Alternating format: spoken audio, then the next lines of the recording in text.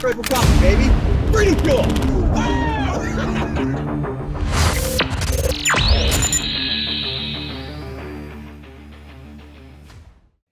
It's good to have you on the show. Thanks. Awesome to be here. So kind of walk me through, or walk the audience, me, everybody through. Like I've known Brad for a long time, but your professional background leading up to this point, because I think it's interesting, and it provides context for Cipher Brief. Yeah. Yeah. Well, first, it's cool to see you again. Yeah. It's been a while, and congratulations on everything out here. So I started out, one of the smartest things I ever did was got lucky enough to be in the 75th Ranger Regiment at a pretty young age. So I did one tour, 1st Ranger Battalion, got out, went to business school, eventually graduated, which was kind of like the path that I thought I was supposed to be on at that point, right? My parents were like, you need to go to college. So I did that. And then decided I didn't really want to be a stockbroker. So joined 20th Group, actually like at the end of 99. Yeah. Right before the GWAT. Mm-hmm. And as it turns out, after 9/11, I was lucky enough to sort of be in the first SFAS after 9/11. So October 2001. Seriously? Yeah. Wow. What was that like? It was cool. I mean, obviously it was like, all right, it's for real, listen up. But I don't know if you remember, but there was just like a wave of like everyone got mobilized and, we're all going to war. So I went right to SF selection. And then like literally 2 weeks after that, back to Bragg to start the Q course. So I'd kind of come from like, I'm just going to get my feet wet in the guard to like, now we're at war. And so Q course, graduated. And then just by some strange turn of events, 4 days after I graduated and left Fort Bragg, I was on an airplane headed over to K2. What? So seriously?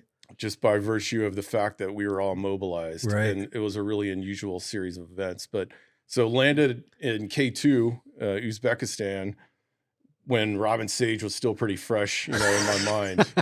And that started kind of like a period where I just literally thought I was going to be doing stockbroker work or something else. But now all of a sudden, like, it's like the opening phases of the GWAT. So right. All of 2003, mostly, in Afghanistan. And then from there, I had... where were you at in Afghanistan in 03? So our team was in Gereshk. So Helmand Province, about 2.5, 3 hours west of Kandahar. Oh, okay. Yeah. So, and it was 03. So there wasn't, that was when Iraq was kicking off. So there wasn't a tremendous amount of like focus on Afghanistan in 2003, but one of the best trips ever. Like it was just phenomenal, kind of touring that whole part of Afghanistan. So that was fun. Then, leaving there, I got sort of, I wouldn't say cajoled. I got invited by a good buddy of mine to apply for this thing called Triple Canopy. I'm like, what's this? I don't even know what this is. And so ended up being on the first lift with Triple Canopy into Iraq. Holy shit, you were first lift, so Triple first big Canopy. Lift, not the advanced team, but the yeah. first big plane load of like 200 people. Who was that? Who invited you to do that? Who was it? Brian Malashi. Oh yeah. Okay. You know Brian? Yeah. So, Brian's one of those friends. He calls you up and is like, hey, let's do a thing. Right. You're like, yeah, okay, let's go do a thing. So I did Ramadi in 2004 with Triple Canopy, which remains the most like out of control, dangerous, work trip I've ever been on for sure. Because Ramadi in 2004 was just scary. No, Ramadi 2004 was fucking the whole country was out of control. But it was crazy. So I did that, and then... Well, you got to pause there for a second because Ramadi 2004, like you have to unpack what that was like, because I've unpacked like Baghdad 0405 was fucking crazy. I mean, Route Irish, like the notorious like Route Irish, scary. Like 0405, when you're on that thing, you're on a ride, right? Like, and so, but you have to explain Ramadi 04 to everybody because they don't know. This is 20 years ago, right? Yeah. So I'll caveat this story by saying I was lucky to be on this team, right? I was one of the younger, more experienced guys. Everyone on this team was a soft veteran, a soft combat veteran, and the team leaders were either unit or dev group guys. So we had really solid kind of leadership, but we so our mission basically was downtown every day. Right. So we'd have to leave Blue Diamond, drive downtown every day. It was oftentimes a scenario where the Marine Corps would not fly medevac helicopters in so Marines had that AO. So there was plenty of times when they were involved in a situation and over the radio you hear, we're not coming in with medevac birds because it's just too hot. Right. Half the city was in a gunfight. And so we were kind of going in and out of that every day. We were all sort of figuring out this contracting thing, like where does the line with the military work? Who's kind of coming to get us? So you definitely felt in 2004 like you were definitely kind of on your own. So we, in my short time there, we'll say 7 months, I think, a significant L-shaped ambush that we were lucky to get out of. And there's actually, this one's on YouTube somewhere. Our whole team drove into what basically was a ORP for the bad guys. They were staging to come hit us, and we drove into the middle of it and started taking fire from both sides of the road. And we're doing sort of 8-point turns with the cars to get back going in the right direction. And, and that it's funny because kind of felt normal back then. Yeah. And over the course of history and, with some of the stuff you and I've done, looking back, like I can't imagine a single thing that we did that was worth it, given the risk, sort of profile that was back then. As things evolved, people never would have left the wire, right. And other teams that we'd worked on. But so it was Wild West for sure. I mean, I carried more ammo, grenades, everything for that brief period of time than I ever did in anything else. So, but it was, hats off to Team Miami, those guys that are still out there. I still keep in touch with a lot of them. Probably the best team I've ever been on, for sure would not have been alive had it not been for the wisdom of some of the older CAG guys that were on that sort of team and that detail and had seen this kind of stuff before and sort of kept everyone, I mean, we had a couple folks like Gandalf, whatever that guy says, we're doing it, and kept us all alive, but it was crazy. Was Pannone on those? Like he was early triple canopy too. Like he was bad. Like I knew I didn't knew a know bunch him, of those so guys. I'm not sure. If you know who he is, though, right? Yeah. And they had the big team house down in Baghdad. That was, kind of a lot of people moved in and out of that. But so I was lucky to live through that. I think a lot of people were. And then somewhere along the way, I kind of figured out what's this GRS thing, right? And I kind of got introduced and sort of decided that was definitely where I was headed for sure. State Department that mission was not something I felt like my chemistry was probably not necessarily with that. So I applied and was lucky enough to get picked up by GRS. Yeah, because we met at vetting. We did. Yeah, that's right. Yeah. We met at vetting back in the day. Yep. Yeah, so that's like how long we've known each other. That was with MVM. MVM. Yeah. Yeah.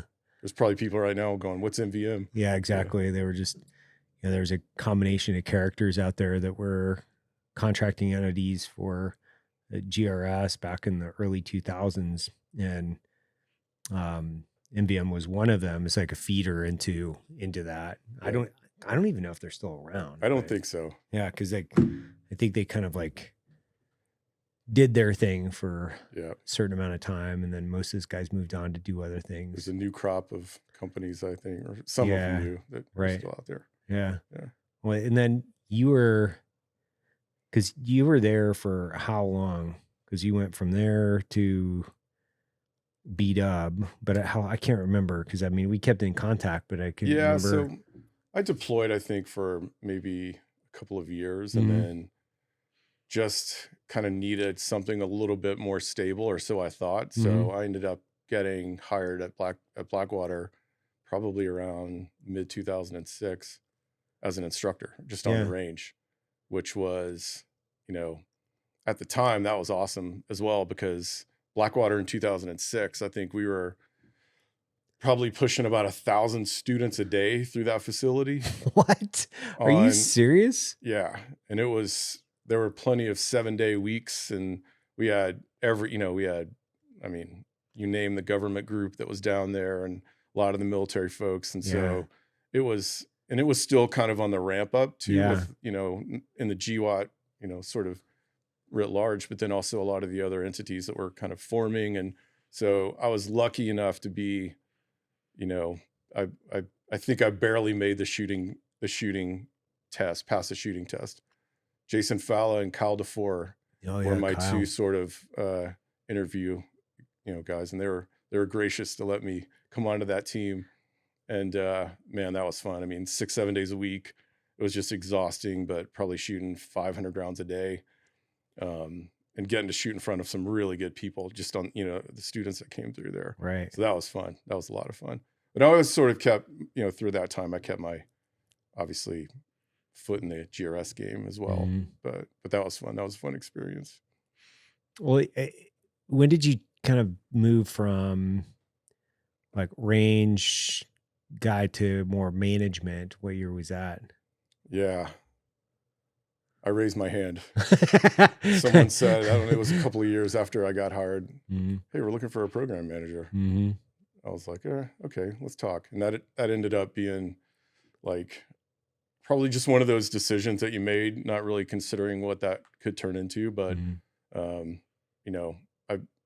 figured I have a business degree. I might as well see if I can put that to use, and, ended up really liking that role, like enjoying kind of supporting the mission, the government from sort of within that corporation at that time was super fun.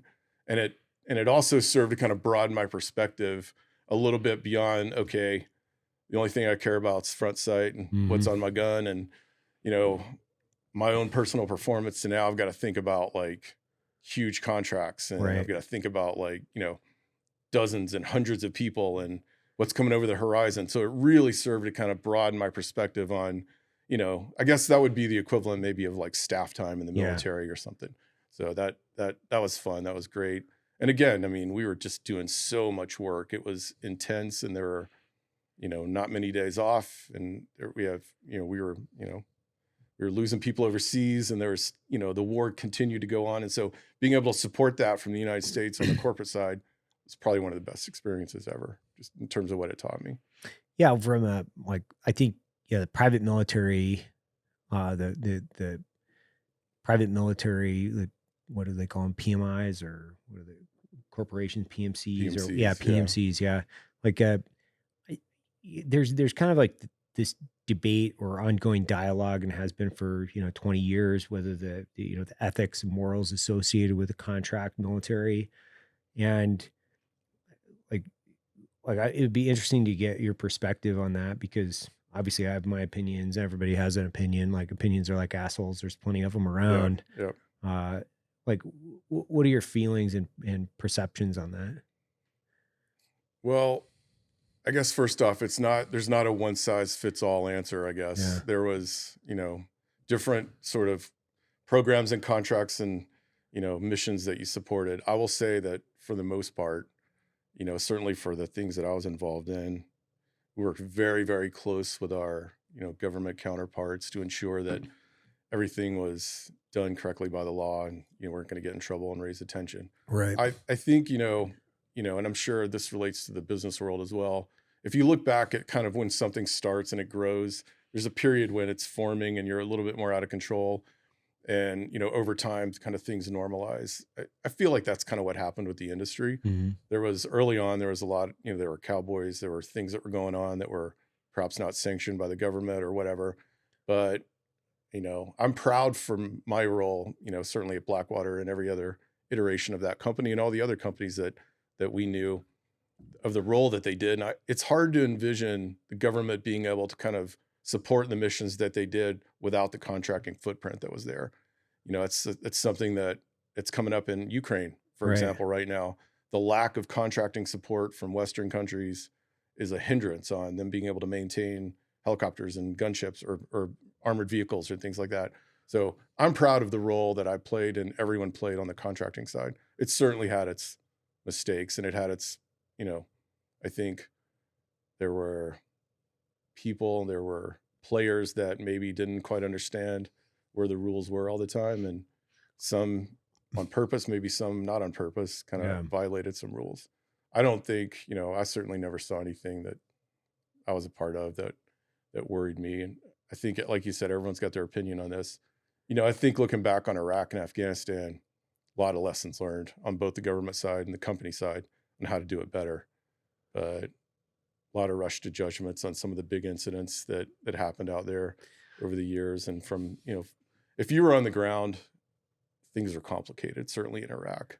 Yeah, I think that's the takeaway is like, for me, it's like, it's very complicated. It's a really complicated scenario full of, the government itself, which obviously you have your strategic and tactical goals that are associated with, the military and or, other government agencies that were there ultimately to serve the purpose of the strategic and tactical goals of the United States.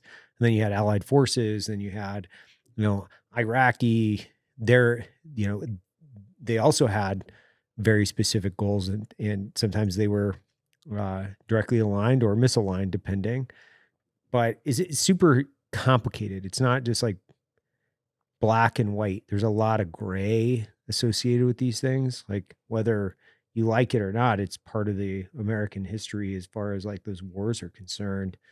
It's almost an untold story. Yeah. Like when you look at the contractors, I can't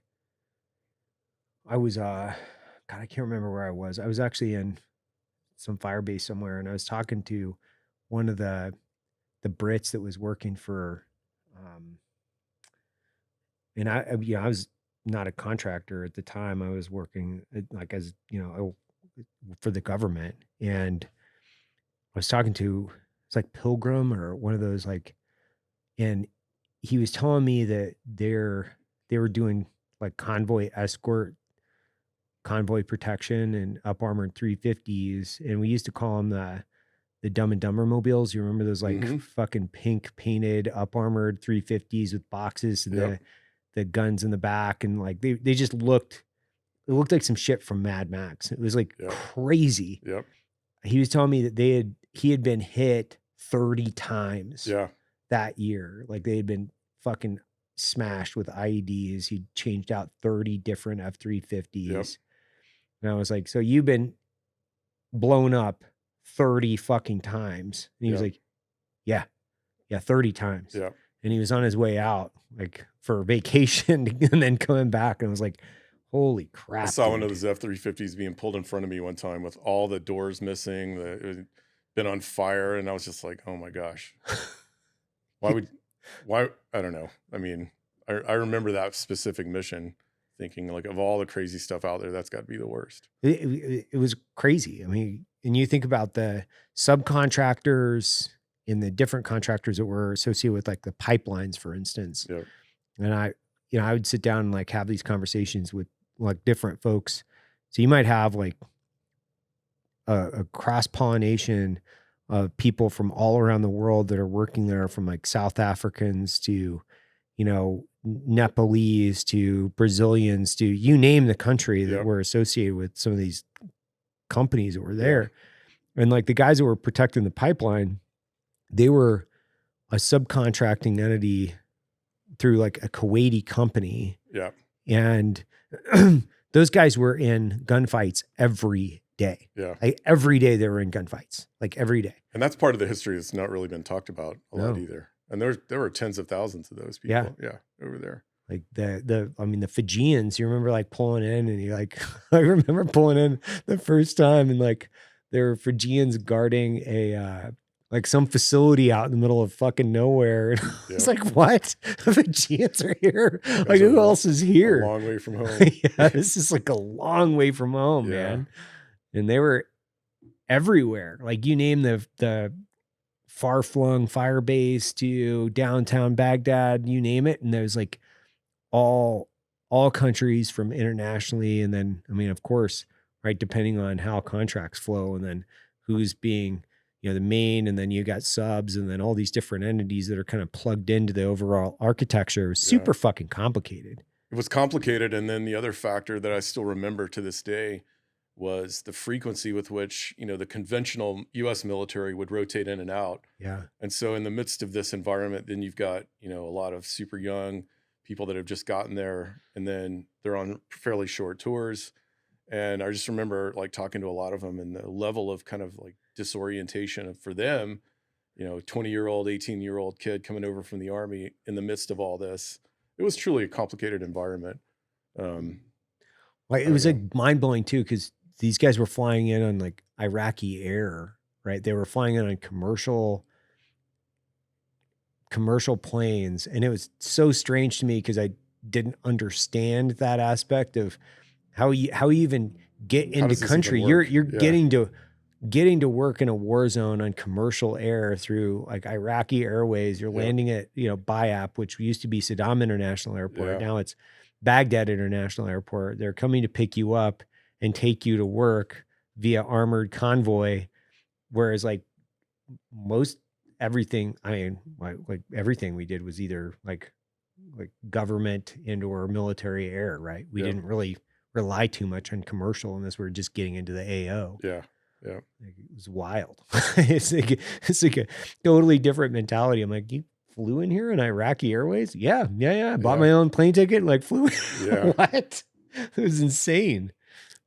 I heard you on a past show talking about a Russian plane coming in to deliver something. Oh yeah. I saw that too. Yeah. And that was one of those weird moments. Like just seems like bizarro land to me. Like, I don't even know how this works. Like, how'd you even get here? Oh, it's such a strange, it was like one of my favorite memories. Cause like this, Antonov lands in the middle of fucking nowhere. There's like a 1-man crew. I don't even know how you fly one of those, like a 1-man crew. He's like the maintenance guy and the pilot, everything. He's like had his overalls. The top was like pulled down. He had the top like tied around his waist. Probably smoking a cigarette. No, guaranteed. He was chain smoking a cigarette, had grease all over his hands. I remember looking at this hard-boiled egg because his hands were covered in grease, and the egg was also covered in grease as he's like eating this egg while smoking a fucking cigarette.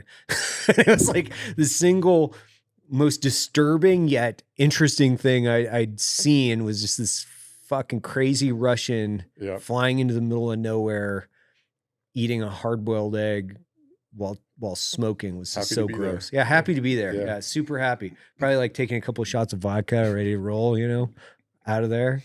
And like those years were so crazy when you think about it. Like they were fairly insane. Like the early years. Like did you shift? Did you go from like Iraq and then focus back on Afghanistan towards the tail end of things? Like how did that kind of go back and forth? Yeah, exactly. Yeah. I went back to deploying for a while. And so the last few trips I did were in Afghanistan, which was interesting because I'd at this point gotten to see Afghanistan evolve over just about a decade. Right. From 2003, kind of, as we were starting to then get into some of those years where no one was really sure what was going on in Afghanistan. And there was just, I think like a little bit of, in my opinion, lack of focus all around. But so my last few trips were in Afghanistan. And then I did another sort of tour, if you will, as program manager. I remember that. And that's when I got to a point where I was I loved the role, I loved the job, and I was just sort of at a good time to make a transition. And that's when I met Suzanne. We kind of talked about the Cipher Brief, which was at a moment in my life when, like, I still had a security clearance. Right. I didn't know. I couldn't. If you would have asked me like to define what a media company is, I wouldn't have known what an op-ed is. And media still felt bad, like from our old life. I was like, no, this doesn't seem like a good idea. But we kept talking, and I decided to give that a try. And that's what launched a path on probably one of the most interesting periods of my life professionally into the world of media and journalism. Yeah. So explain that from the Genesis perspective on, mission, what it is that you're doing, like, and why, right? So the big question is like why? So why the Cipher Brief or why me? So why the Cipher Brief? So Suzanne founded the Cipher Brief from a career in media, and felt that issues related to national security, whether they are geopolitics or cyber or emerging technology, weren't being given enough seriousness on the mainstream channels, and wanted to create, her own platform to really focus on bringing in expertise and treating these issues with the seriousness and the depth that they require. So that was kind of the genesis of why the Cipher Brief was founded. She went out and recruited about, well, now it's over 100 or so career. So these are, former 4-stars, former CIS, former chiefs of station, former deputy directors, who just basically function, like contributors for any other news outlet. The only things we talk about are Russia, China, North Korea, Iran, terrorism, cyber. So all the big things every year that kind of the governments are dealing with, Western governments. And so that's what it was. So, for me, when I looked at it, and I joined about less than a year after the company was founded, so one of the earlier employees, I thought this seems really interesting, really different. And the kind of people that she was getting lined up to volunteer to support this company and this idea were impressive. Certainly not people that I'd ever interacted with. Right.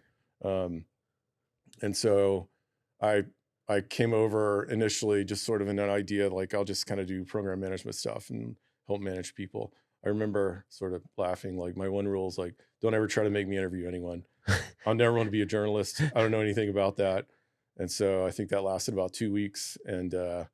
And so she's like, hey, I need you to stand in and interview this person. And I was like, okay, fine, whatever. Who was it? Well, it turned out to be General Breedlove, former Supreme Allied Commander of NATO. And, I was pretty nervous going into it. But that, that sort of also opened my eyes as to like, what's this world of journalism about? And what's this world of analysis? I never did that stuff in the military. And so kind of learning, getting to interact with people that have a lot more experience in the government than I do, and understanding some of their challenges and how they approach their work, I think has been one of the most valuable things for me, coming from an enlisted background, never having worked at a strategic level, to now having about 8 years working with, a lot of folks that were much more senior to me, has really opened my eyes and caused me to have a much better perspective. So what we do every day is, try to inform on things that are truly defining our world in a way that we're bringing you voices of people that have done this for 20 or 30 years, and, putting it out there and letting folks decide for themselves. We care a lot about what happens in this country and what happens in the West, and we're involved in, things like disinformation, which is a huge problem facing America.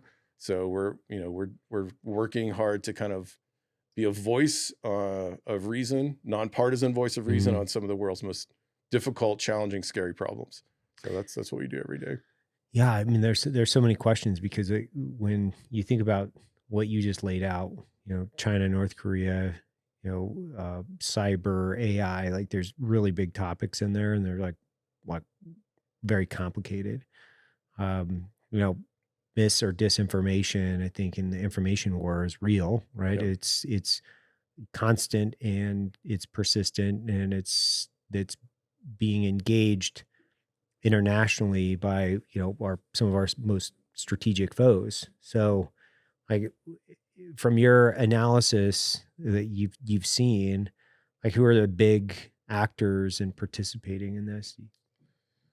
Well, yeah. So I guess first off, one of the things that we talk a lot about and we look a lot at the Cipher Brief is kind of this anti-Western alliance that's formed in recent years. Right. And that's comprised of the ones we just named: China, Russia, Iran, North Korea, and a few others. But the level of coordination and the level of focus that those forces have to diminish Western influence in the world, and Western, I mean US and NATO and Five Eyes countries, is unprecedented, certainly in our lifetime. So that's the sort of backdrop against which all this is taking place. I was in a meeting a few years ago, Suzanne and I, with someone who worked in the office of the Director of National Intelligence. And he was laying out for us in an unclassified setting the threats that they were tracking from Russian intelligence into like domestic US. So designed to foment, I guess that's a word. Sure. division along partisan issues, along political issues. And he laid out this case, and at the end of it, you were almost kind of out of breath. You were like, oh my gosh. And then he goes, but I have to tell you, what we're seeing from China so far eclipses what we're seeing from Russia that we almost can't even put the two in the same bucket.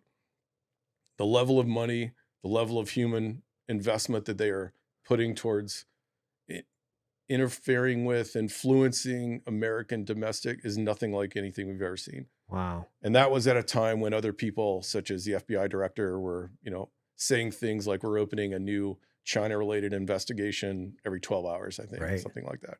So these are the things that we focus a lot. And I can tell you without any hesitation, every single person at the Cipher Brief that we work with is deeply concerned about China and Russia as the two threats.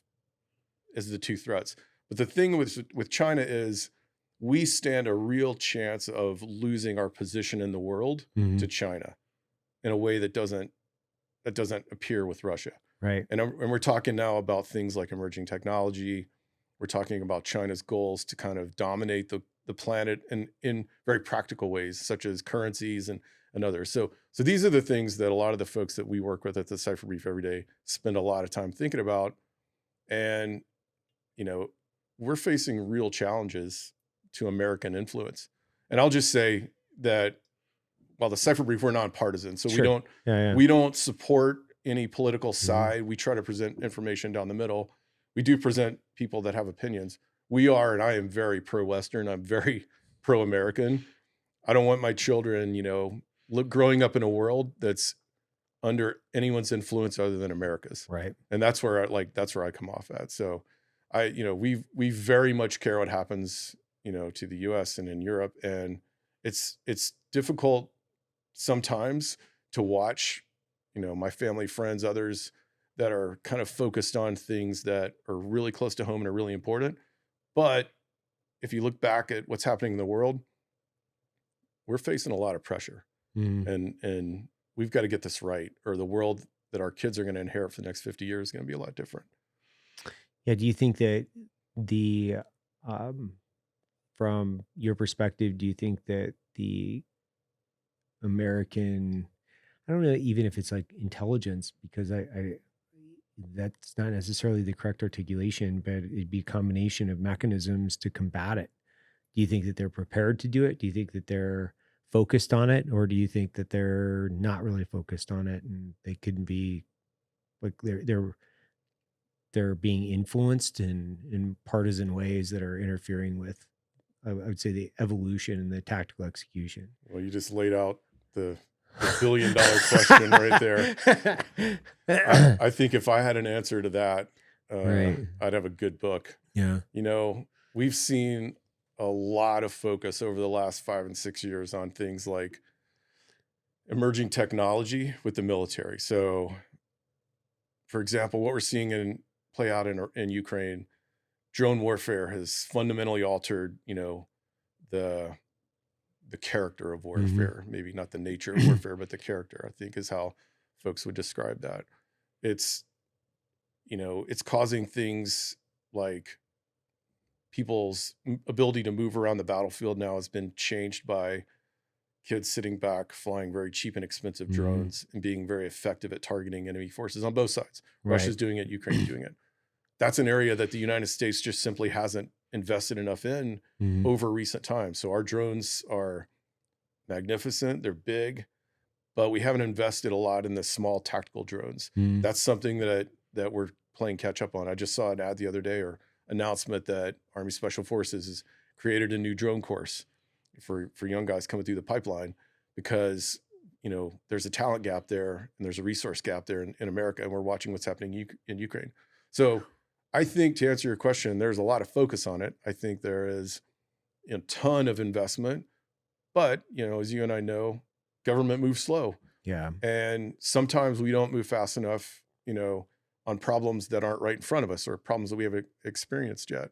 So another example, that's really concerning is areas around AI and machine learning. It's not clear to me, depending on who you read, and I read a lot of this stuff, who's in first place right now, China or the Right. US? We like to think we are, and I think that's probably the case. But China's got the ability to leverage all of their resources and all of their society in a way that we don't. It's called the civil military fusion. And there, we don't. We're a, our form of government doesn't allow the government to do those kinds of things and encroach on people's freedoms. Thank goodness. But it's giving China certain advantages, in the way they develop AI and machine learning and quantum and, space, the race for space. So these are things I think that there's a lot of focus on. I think a lot of people have woken up to this in the West, but I'm not sure that there's enough. Look, this is my opinion. Sure. I'm echoing what I hear a lot of people say at the Cipher Brief. We need to do a lot more. We need to do a lot more. We need to do it, faster. There was recently a major U.S. Army procurement program that was sort of paused and refocused and refunded to allow for more development for cheaper drones. That's a step in the right direction. And to do that, they had to take money from legacy programs. So upgrading Blackhawks and, I can't remember, maybe Strikers or something else that are legacy programs. But we have to focus on being faster and more networked and, cheaper things that are defining modern wars in the battlefields like we're seeing in Ukraine. So, but you laid out the question. It's one that we struggle with every day on the Cipher Brief. We work towards, we are intensely focused on, how is this going to shake out for the next generation? Because the answer to your question is going to define, it's going to determine who defines this world that we live in for the next 50 and 100 years. Yeah. I'm wondering if there's enough even motivation from an internal political direction to want to maintain what I would say is America's position internationally, because it seems like there's almost a narrative from certain politicians that could be perceived as we don't really think it's that important anymore. Yeah. It was interesting. I think 2 weeks ago, the Japanese prime minister was in Washington, D.C. and addressed Congress and told the Congress that America is the indispensable nation. And that's a phrase I've heard often throughout the Cipher Brief network, if you will. And it basically means that American leadership is critical for the world. And without it, it's going to create voids. And those voids are going to be filled by countries that we don't want leading the world. Autocratic countries that don't have freedom of the press, that don't place individual liberties, that don't place a premium on individual liberties for their people, where the rule of law doesn't exist. So that's what's at stake. And it worries me when I hear people, politicians or citizens saying, forget what's going on around the world. Let's just focus on what's happening in our country. I mean, historically, that's not been a profitable mindset for America. And we typically have to pay more in the long run in periods where we've looked inward. So I worry about that. I think America is large enough that we can, walk and chew gum at the same time. And without our leadership on this planet, in a competitive way, I worry about what's coming. So I'm very pro US. I want to grow up in a world. I want my kids to grow up in a world where we get to set sort of how this works, because this is the greatest country that's ever been. And I think we are the indispensable nation. So that's my two cents on that. But I'm encouraged by some of the, I think, perspective that's changing in Washington and elsewhere, that is starting to open up to realize it might be time for us to pay attention to what's going on outside our country. Well, I think a part of it, I think people are fatigued, right? Yeah. I think it's like, and I understand why they're fatigued, which is you've had 20 years of the global war on terror. You pulled out of 2 countries with essentially nothing to show. Yeah, our history doesn't look good on some of that. It doesn't look good. I think you have this lack of desire and a bit of fatigue based on you've had a betrayal of trust, which would be from the American taxpayer and the constituents that are saying, okay, you want us to make these taxpayer and investments of blood and treasure. However, how the fuck has that paid off for us the last 20 years, right? Where I think there's an understandable reluctance and there should be a significant amount of skepticism associated with it, because how many trillions of dollars if we were like pull out an estimate, do you think has been spent in Iraq and Afghanistan in the last 20 years? It's a lot. It's a lot. And it starts with a T, right? Yeah. It's $1 trillion. Yeah. It's $1 trillion. So I think there's that feeling, right? Because it's really hard to coalesce for the taxpayer, especially the non-war fighter taxpayer that's made the investments, they've seen the investments, and then they watch like for a lack of a better term, withdrawal from Afghanistan after 20 years of occupation.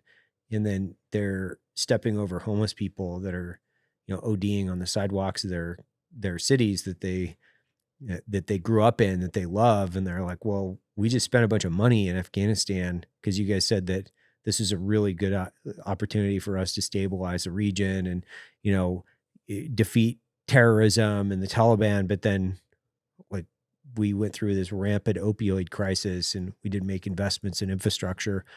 There's part of me that's like, okay, how do we coalesce what we just kind of made the investments in over the last 20 years while making sure that we don't make some of the same mistakes going forward, I guess. Is like, how do you earn the taxpayer and constituent trust back so they actually understand the importance of it without going, we're an isolationist country now because we've been fucked over by our politicians so much. Yeah. And maybe it's a rudimentary articulation, but I'm trying to get it right. No, I think you capture the feelings of a lot of people. I think it's, totally understandable. When you look at the way that we pulled out of Afghanistan, it still hurts. Like when I think about it, it was completely, in my opinion, unavoidable. I mean, it was completely avoidable. We didn't have to do it like that. I think we're starting to see some of the maybe outer limits of this experiment in democracy. We talk a lot, I think at the Cipher Brief, just about the rapid political cycles of our country. I think that right now it's not serving in our interest to see sort of the back and forth in Washington. It's difficult right now to see sort of the country getting on a path for more than 2 years or 4 years without the whole thing changing again. Yeah. I think that's contributing a lot right now. It's like a whipsaw effect. It's like a whipsaw effect. Yeah. And when you look at some of the autocratic countries out there, our adversaries that don't have this, you can see sometimes where they they have the ability to play on that in terms of characterizing it as America's instability or democracy's instability. It's a real challenge.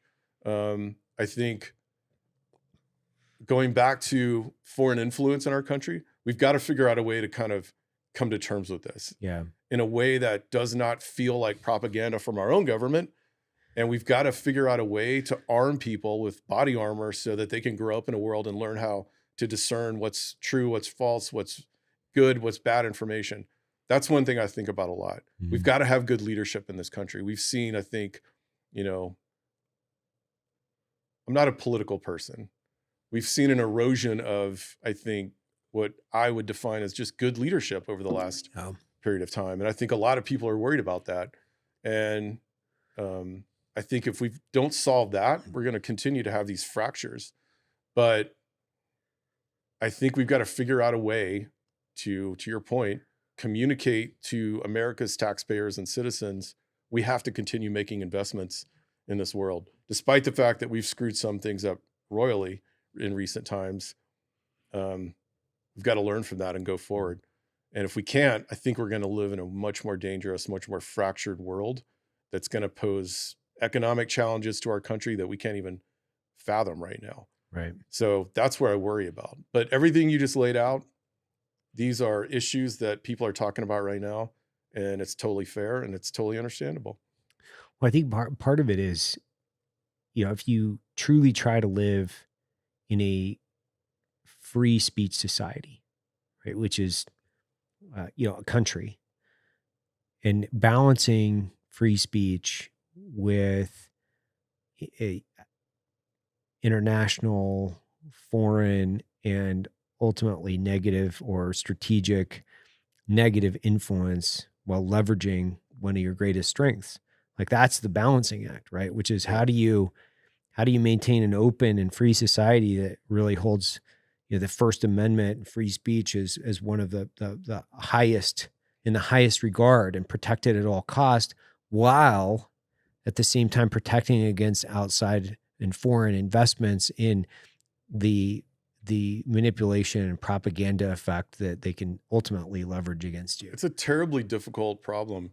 We so the Cipher Brief has produced a couple of really cool 3-minute videos as public service announcements. Right. We've done 2 of them specifically designed to kind of give people some basic tools for how you should think about this. So we're really proud of them. They were hard to make, but it basically lays out the challenges of maintaining a free and open society, the ease with which adversaries can exploit the free and open society to their benefit while protecting the rights and the privileges and the liberty of the people. Right. It's a difficult problem. I mean, this is still an experiment in democracy. Yeah. But we've got to get this right. And I think we can. And I'm a huge believer in this country and in what we can accomplish. When America does put its focus towards something, there's nothing that we can't accomplish as a country. We can get through this. There's a lot of smart people working on it. I'm encouraged by that. But man, these are tough problems. Like you're laying out all the right questions that people need to be asking. An obvious one is the influence of social media, specifically, we'll just say foreign-owned social media. So TikTok, right? Right. Which is like, this is a hot button topic for a lot of people.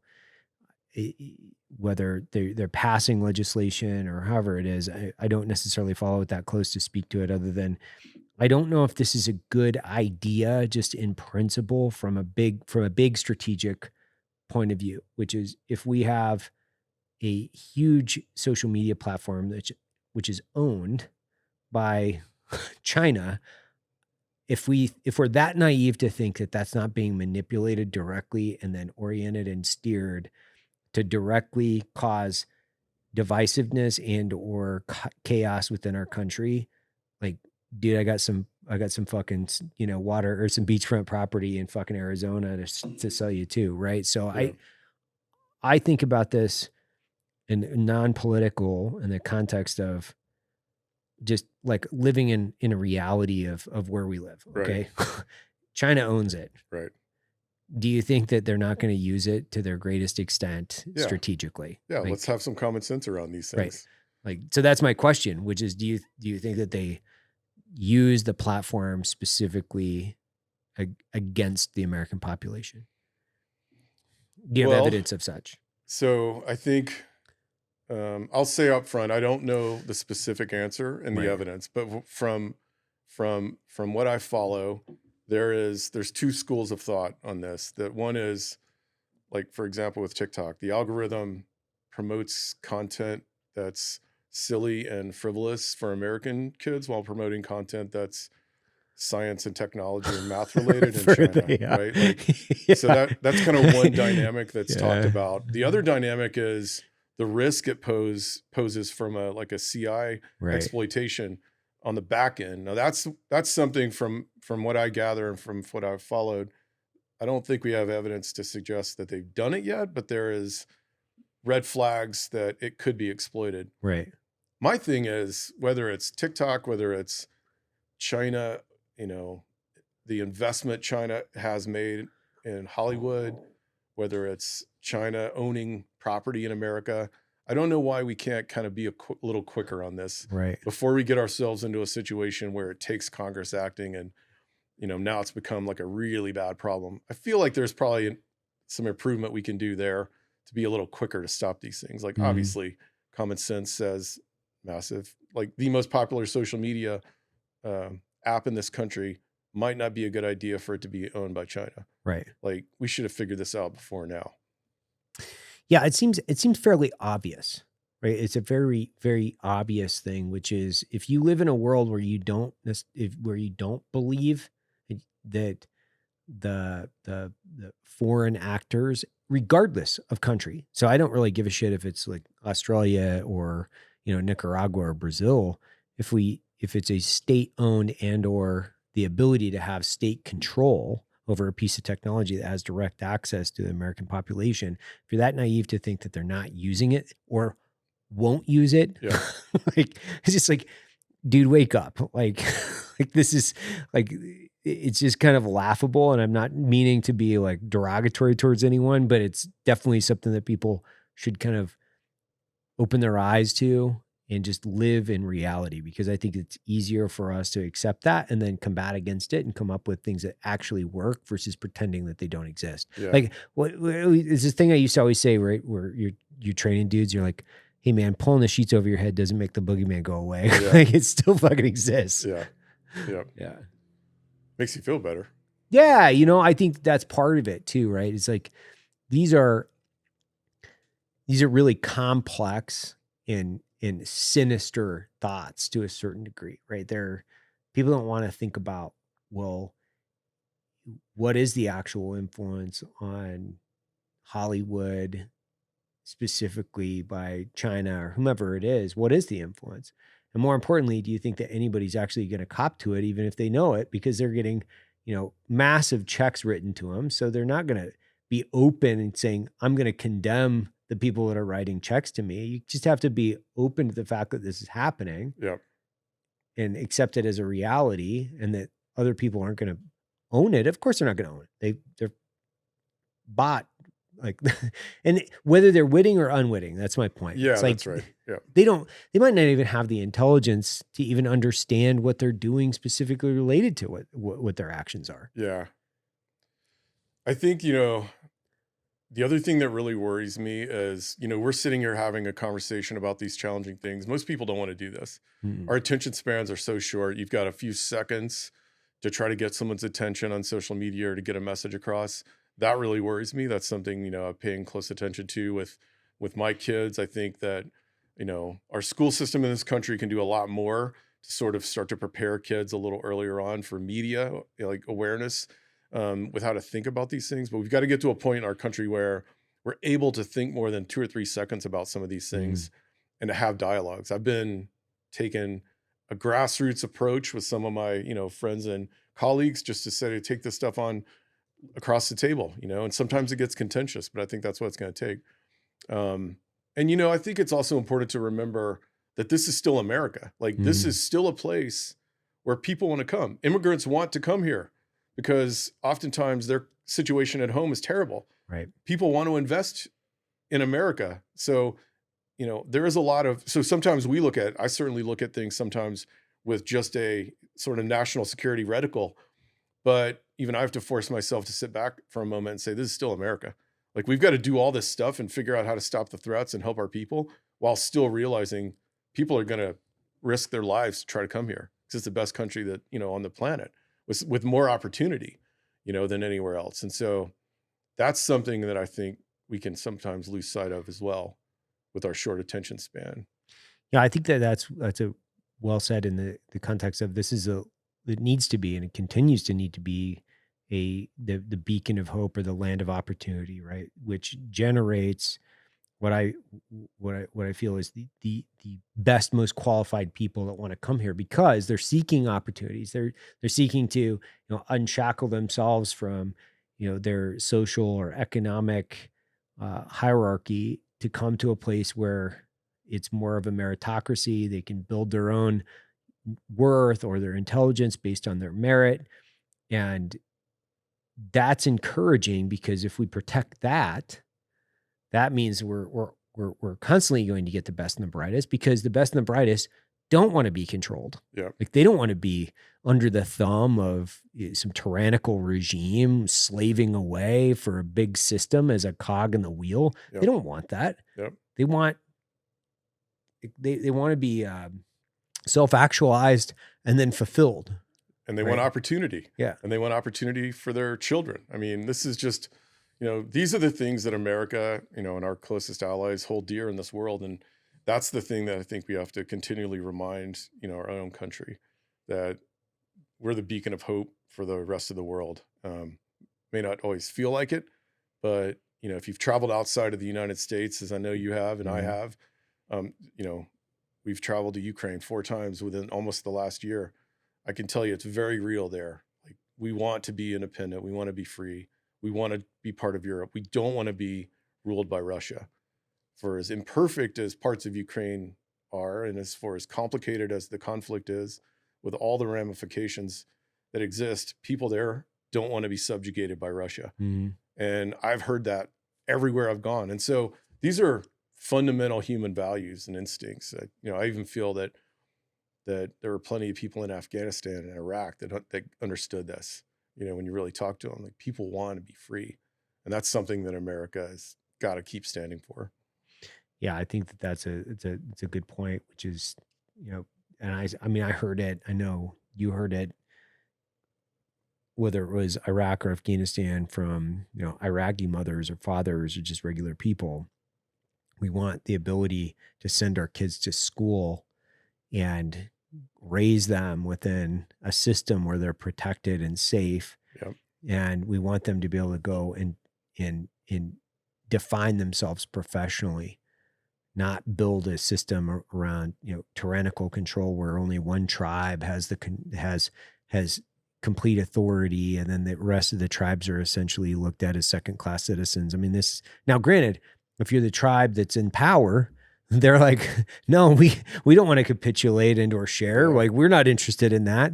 But if you went to Afghanistan and if in different regions, and if you went to, the Panjshiris have a different perspective. Yep. As these are guys that were, they fought the Soviets, the Lion of the Panjshir, which is, Masood, he was killed on September 11th by a suicide bomber for a very intentioned reason, because he was the conduit between the West and ultimately who he would be fighting in Afghanistan, which was the Taliban. So they did it very specifically and intentionally.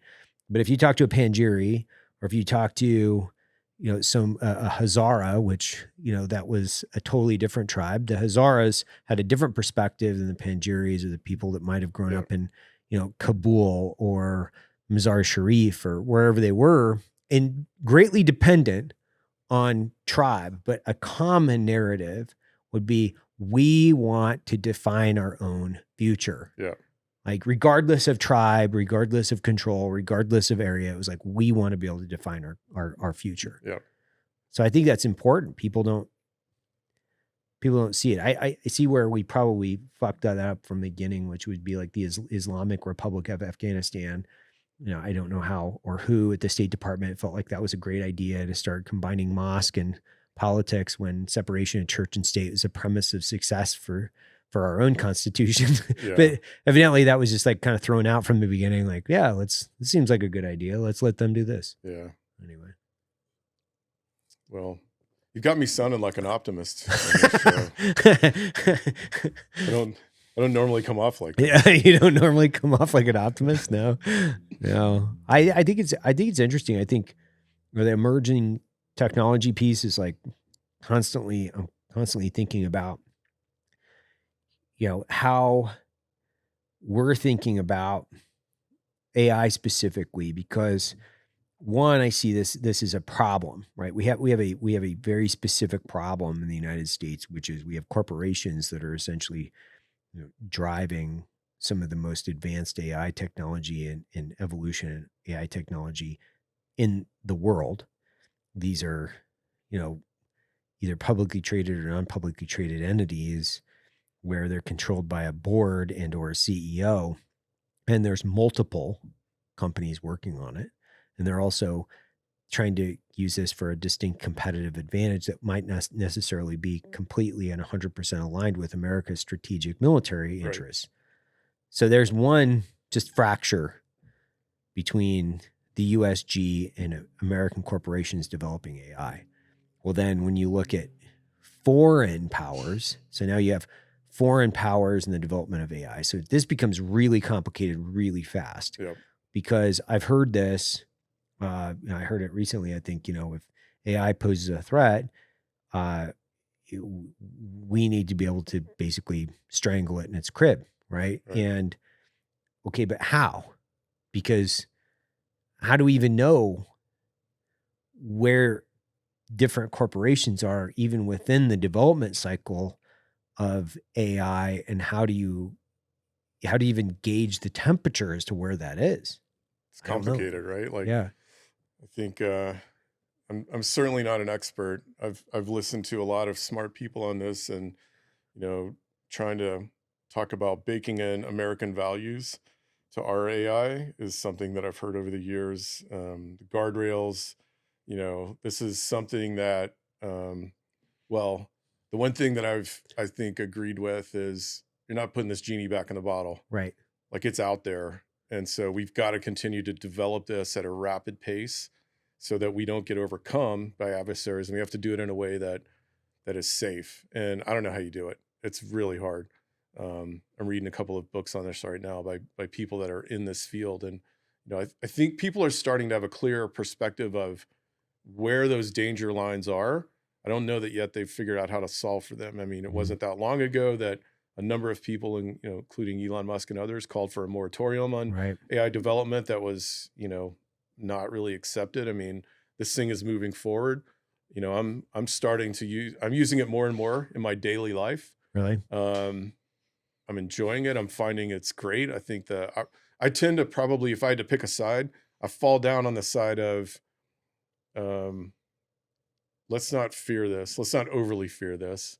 I'm not in the camp of like Skynet's going to pop up and take over everything yet.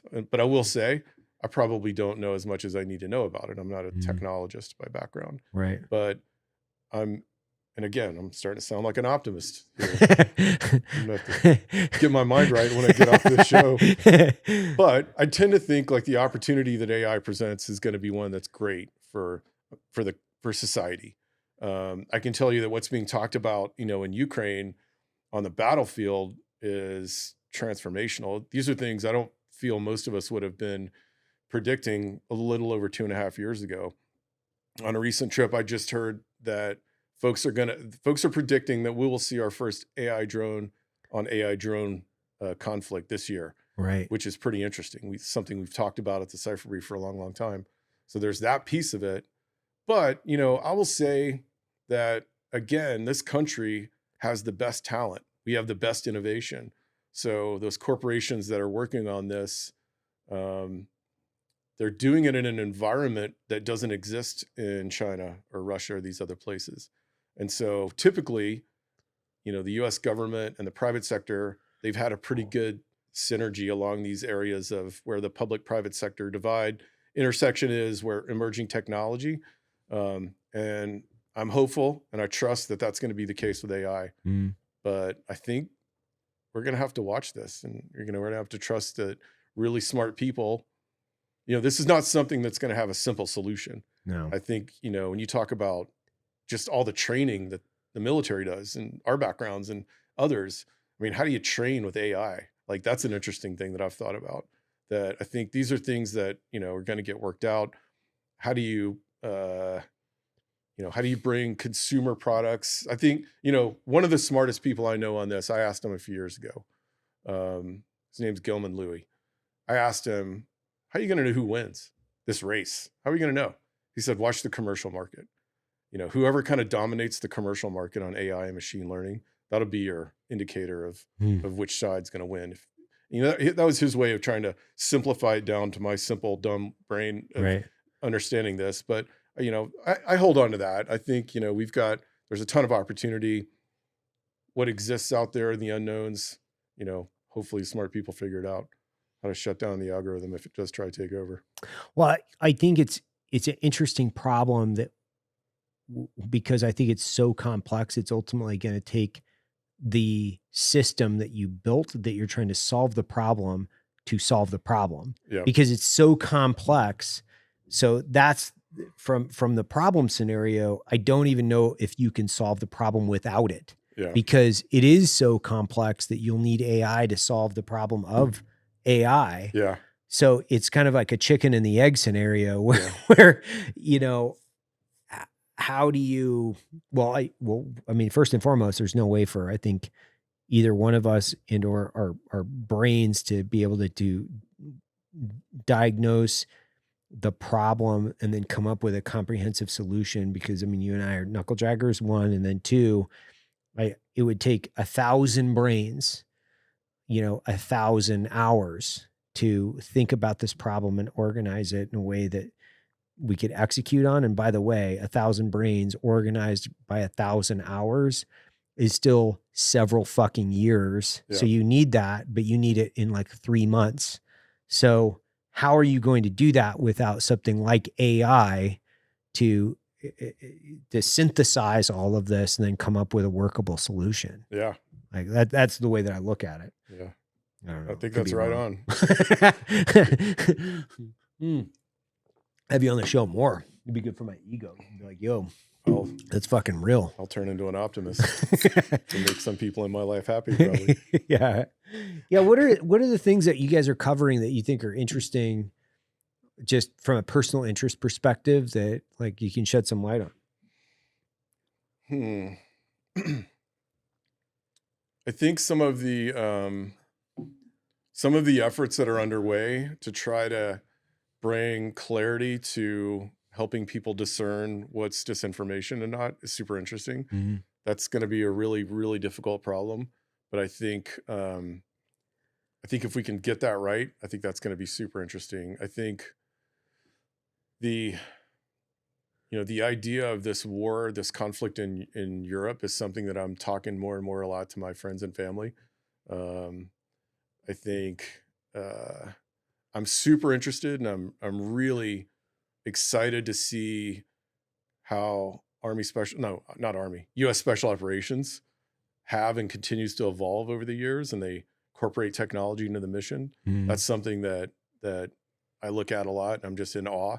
What Green Berets, young Green Berets and SEALs and others are doing when they graduate the courses today versus what, when me and you graduated. And it's just, I learned Morse code, for Christ's sake. Like, it makes no sense. It's super interesting, and kind of watching how SOF is trying to evolve for a different world, peer-to-peer competition and not GWAT stuff. I think that's really interesting. Space is something that we're talking a lot about. So in Cipher what Brief. Context, as far as like a strategic advantage? So it's like elevation as a domain, a war fighting domain. Yeah. Like we've seen the military adjust to that with some of the new units that have been created. And then, both understanding sort of the lower Earth orbit constellations of private satellites that are up now, that, we're talking now about going back to the moon. Everyone's trying to get there first. And what does that mean? And what does that mean? Why are they all trying to get back to the moon? Well, that's a good question. I think the U.S. has a target of, I'll get this wrong, 2027 or 2028 for going back to the moon, and both U.S. and China kind of looking to set up, like an FOB on the moon. Like a space station on the moon. A space station on the moon to sort of, you've got, I think, some factors like the International Space Station is coming to the end of its life. I don't know that, given what's going on with the U.S. and Russia, that's something that, either side wants to necessarily consider. Mm-hmm. So I think people are looking, how do we not lose? So the U.S. doesn't want to lose to China. China doesn't want to lose to U.S. So how do we get there? How do we figure it out in a way that we can exploit it? How do we defend it? How do, from a warfighting standpoint, a lot of other countries now, Japan, the UAE, others, are having the ability to launch into space. So you've seen more countries now get involved. You've seen private sector side get involved. So that's something that, I don't know if it's the wild, wild west, but it's certainly interesting and it's certainly complicated. And it's, again, one of those things where we don't want to wake up and realize that we've lost, the ability to defend space, because it literally drives the global economy. Right. It drives how the military gets from point A to point B. There's any number of second and third order effects from not doing it right. There are, to me, I don't understand how all of the satellites from Starlink, the private sector companies, are working with government satellites, and how we're able to sort of navigate that with China not really cooperating with it. I mean, there's a lot of really complicated issues, I think, when you start talking about the global stage that we're looking at closely. It's an area that we're going to be doing a lot more on at the Cipher Brief. But again, it just goes to the complicated nature of the world that we're in today, and not being fixated on one thing only on the front sight, and really kind of, it's like back on the range, picking your head up and looking around, right, so that you're not able to, you don't lose perspective on all these things. So I'm I'm glad there's smart people working on those, these issues. Yeah, I've never even, I have, and I haven't thought about it, right? Where I understand the context in which you're referring, where you have a combination of country and commercial satellite, and then how are they playing nice? And Right. if they are, right? But to be honest, like you really do have to control that space, or if you don't, you're putting yourself at a huge strategic military disadvantage. Right. Like huge.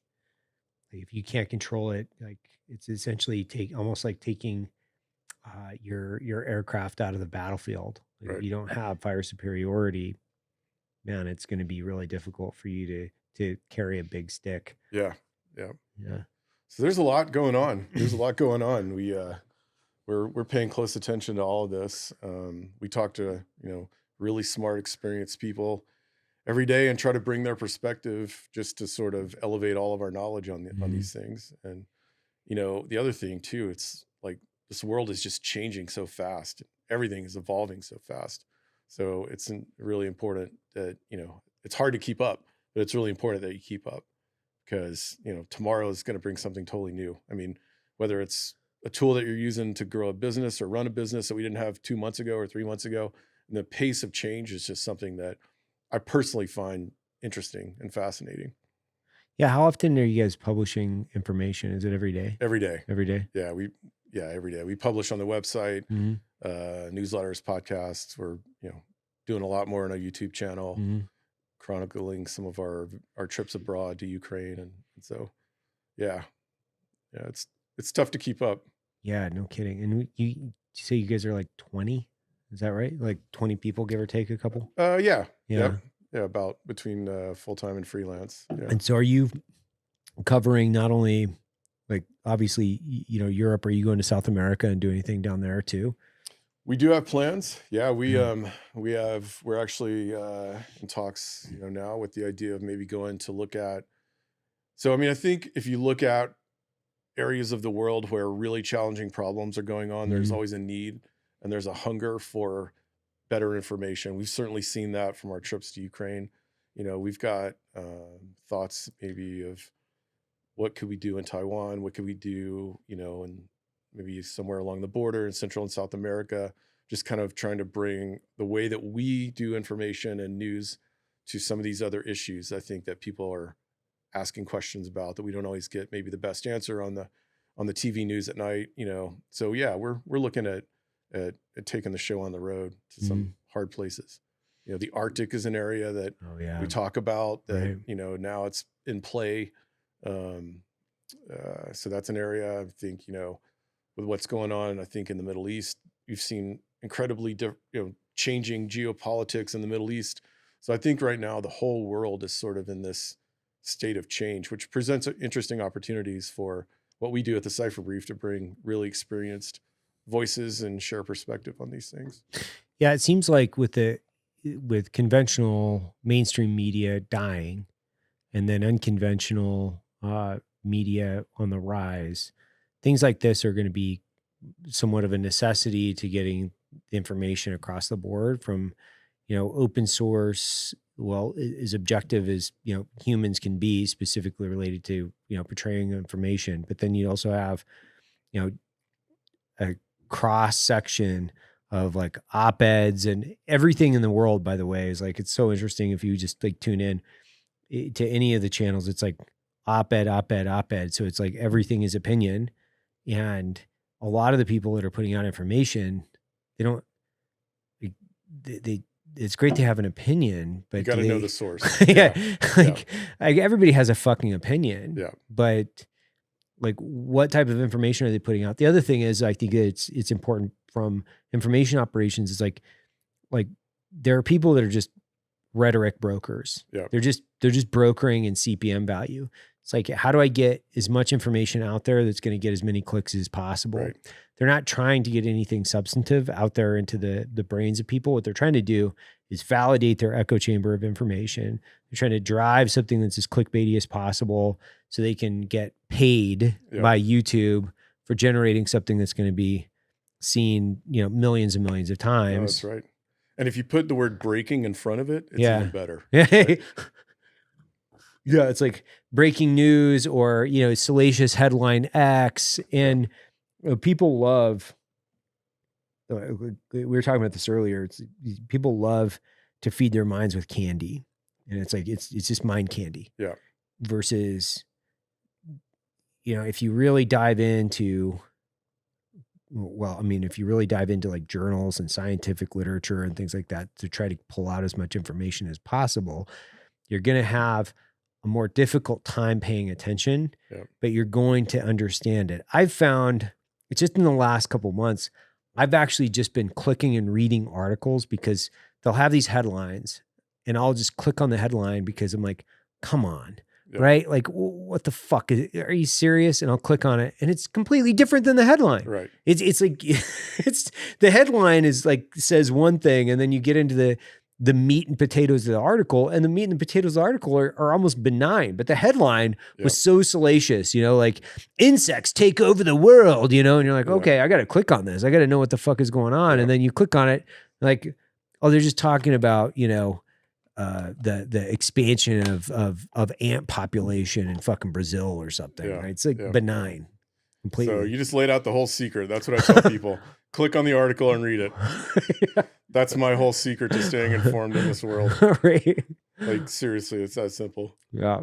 It's somewhat that simple. I think it's interesting. I was watching, do you follow Matt Taibbi or any of the stuff that he does? No, but I will after this. He's super. He did the Twitter files. So he was part of like that, exposing some of that stuff over there, but he's been doing a series of articles on the new NPR CEO, and she's just completely crazy. Like she's a full communist, like not even like hiding it a little bit. She's tweeting about how, Thanksgiving is a celebration and, turkey murder and the homage to the patriarchy or something. Like those are the things that she's talking about in like Thanksgiving. Or you could be like, it's also just kind of an American tradition where we get our families together and eat a bunch of really good food and tell jokes and have fun. I don't know. You could be that pessimist, but I think there's this, I used to listen, like a good, for instance, like I used to listen to NPR, like that was like 30 years ago. Yep. And it was somewhat biased then, but not anything close to the way it is today. Like today, it's like completely full flip 180 to where it was. And I wouldn't say 180. It's like full left most of the time. It's very, very infrequent where there's a non-partisan left, right look at an actual story, right? It's just full left. And I think that's the thing with all of this is like full left or full right. How many places out there are just trying to put out clear and objective information? Well, I'll say one thing. It's really hard. It is really hard. I mean, I can write a paragraph and literally tweak one word and I can slant this article left or right, or the paragraph left or right. Right. One thing I've learned over the years, like it's really hard. And that's if you come at it like wanting to be nonpartisan. Yeah. And right down the middle. So it's, the one thing that, and I credit all of my knowledge about the media space, to Suzanne and working with her, learning like your sources and trying to produce media and content. It is really hard. It's messy. And there's a lot of incentive out there just from the business side to kind of go one way or the other because it's what people want. Yeah. So it's really hard. I mean, being a part of a media company that tries every day to go right down the middle, it's just it's just difficult, right? Just the work itself. And so I think we're really, really good at it. But I don't know. I'll reserve judgment on all our other media colleagues that are out there. I think we're in the early phases of an awakening in this country where people are at some point, going to demand more and better quality from where we get our news. Yeah. I still think there's a lot of misunderstood notions and ideas about news and journalism. in general. And it's taken me a long time to be able to learn the difference. When you watch on TV, like not all that's news, not all that's journalism. And so I encourage people to do what you did at the start of this particular part of the conversation. Click on the article and read it. I've challenged myself every day to read things that challenge me, where I, testing my biases, I guess, if you will. So I've kind of developed, I guess, the courage, if you will, to read both sides or multiple angles of a thing, so that I'm not just kind of falling into my own biases.